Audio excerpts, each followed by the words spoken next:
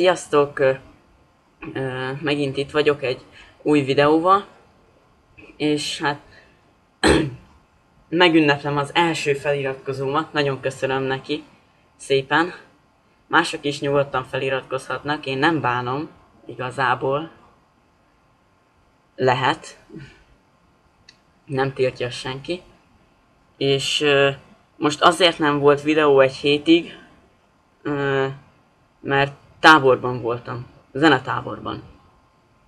Kurva jó volt szerintem, bocsánat a káromkodásért, de tényleg jó volt. Zenetáborban voltam, mert hát ugye hegedülök, és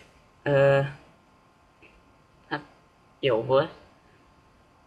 Összvisz 6 nap volt, és akkor hát szobák nem voltak olyan jók, és most előjött valami hülyeség.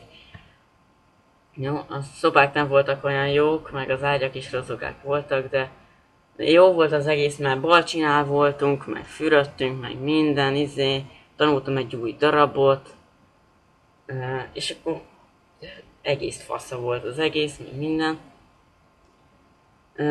És amit mondtam, azt lehet, hogy nem mondtam már, nem tudom. 8-os leszek szeptembertől. Jó lesz nekem. Én leszek a nagy fiú. A vékony hanggal.